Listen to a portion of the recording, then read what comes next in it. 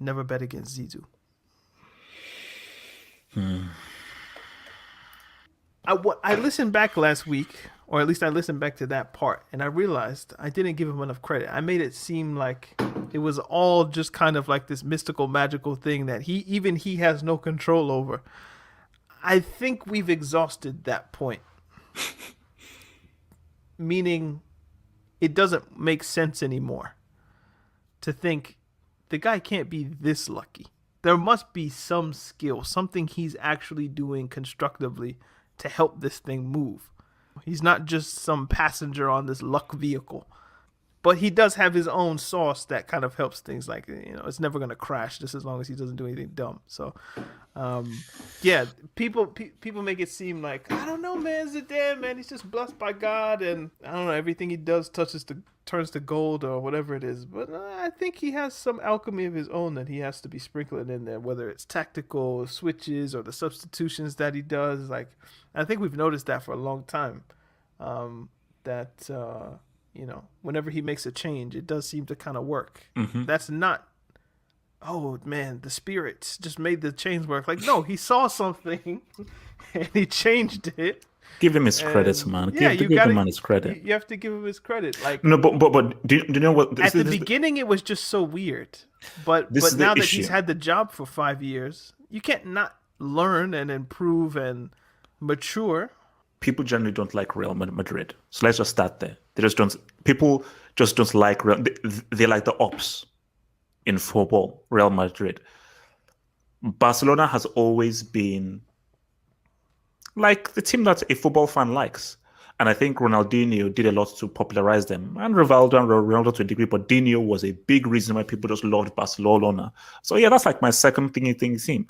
So people always wanted to push the narrative that was the greatest ever football side we've seen, club side, which is the Pep Barcelona team. And they wanted just to push that forth. And people still say that now that, no, that's one of the greatest football sides ever, based on how they played and so on and so forth.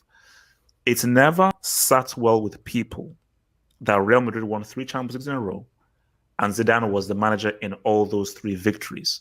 So people were just thinking that, no, this doesn't make sense. How does a guy, one of the greatest players of all time, literally just waltz into a job and wins 3 Champions Leagues in a row? It has to be juju or white magic. It has to be. But what I try to explain to people is that once is an anomaly, 2, coincidence, 3 is a pattern. When you do it 3 times in a row, like, I don't want to hear anything about fluke, luck, magic. Nah, this guy obviously has a special touch with this team, because this is the Champions League. You can't fluke your way to 3 Champions Leagues in a row. That's idiotic too. That's asinine to think that way. You can't. Do you know what's more instructive though? I don't think you can ever fluke your way into a league, especially not one of the top leagues. La Liga, Serie A, Premier League. Those aren't flukes. Leicester winning the Premier League was strange, but you can't say that Ranieri fluked the Premier League. No, you can't. There were constructive 4-4-2 things that he did over the course of that season that got them the points to win. You can't fluke. There are too many games. You cannot fluke. So it's too many games. Last season, that's maybe when I started putting the juju stuff away. Like, it's always going to be there for me just because it's fun to talk about, and I think people get a giggle. But you can't win a league by accident, and they did without Cristiano, which a lot of people they won the 3 Champions Leagues because they had peak Modric, peak Ronaldo, peak Benzema, peak. Name whomever it is. It's one of the greatest assembled teams ever. But last season, Marcelo wasn't at his best. There's no Ronaldo. Modric, people were calling finished for a portion of the season. Obviously the Vinicius point that you brought up where he was helping, got Rodrigo, and actually, no. Give him his credit, Daniel.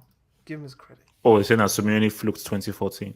No. I was going to think about our homie, Saint Etienne.